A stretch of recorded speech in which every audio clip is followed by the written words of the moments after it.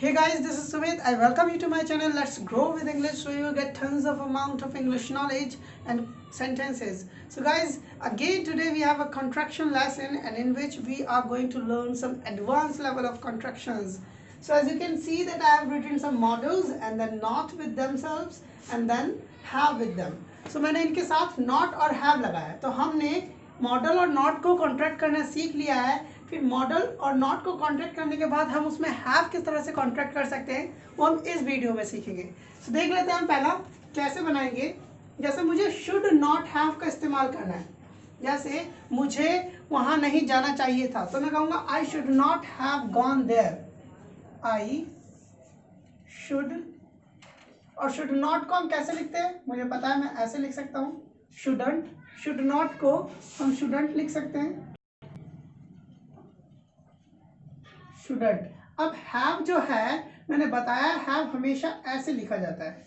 Have को apostrophe लगा करके वी लिखते हैं. तो यहाँ पर ई खत्म होता है. इसके पीछे हम अपॉस्ट्रोफी लगाएंगे देन हम वी लगाएंगे तो हो जाएगा शुडंट ऑफ. आप इसको प्रोनाउंस करोगे शुडंट ऑफ. शुडंट ऑफ ये बहुत ही लोग कम बोलते हैं. ये किताब में आपको देखने को मिल सकता है. फॉर्मली है ये आपका आई शुडंट ऑफ. और आप चाहो तो ऐसा लिख सकते हो. बहुत से लोग इन चीज़ों को नहीं जानते हैं. I shouldn't have gone there. So shouldn't of कहेंगे सर शुडंट ऑफ. नेक्स्ट देख लेते हैं कुड नॉट. तो कुड नॉट को हमने देखा है कुडंट बोलते हैं और हैव को हम अपॉस्ट्रोफी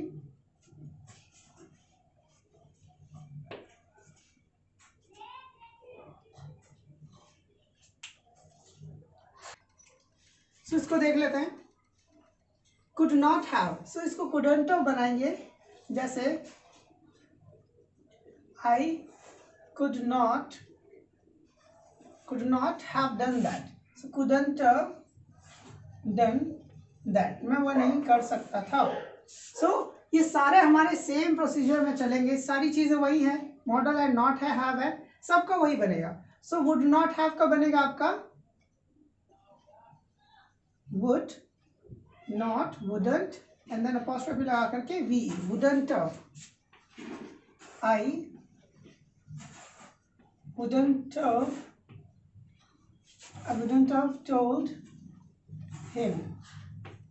इसी तरह से नेक्स्ट बना सकते हो may not have. so may not को mayn't कहते हैं. mayn't and then apostrophe लगा करके हम be लगा सकते हैं. so I mayn't have. I mayn't have. Wouldn't have. Mayn't have. I mayn't have. Mayn't have gone there. इसी तरह से mightn't have.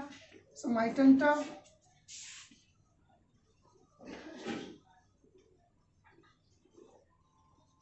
ये स्पीकिंग में तो लोग बहुत कम यूज करते हैं बट अगर आप चाहो तो लिखने में राइटिंग में इसका इस्तेमाल कर सकते हो.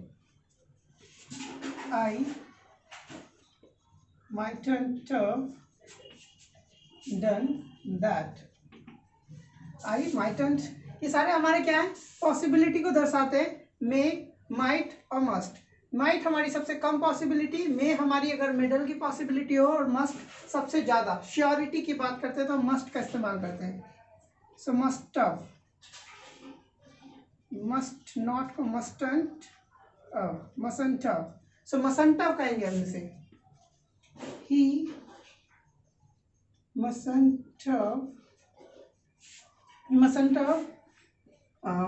have learned English.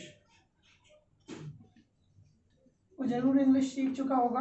आप पॉसिबिलिटी में ले सकते हो.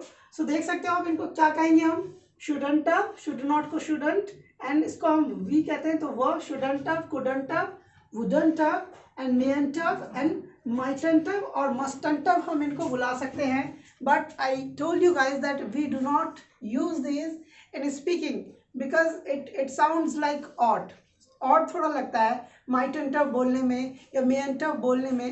So ये आपको राइटिंग में ज़रूर मिलेंगे. आपकी किताब में आपके बुक्स में ज़रूर मिलेंगे इसे.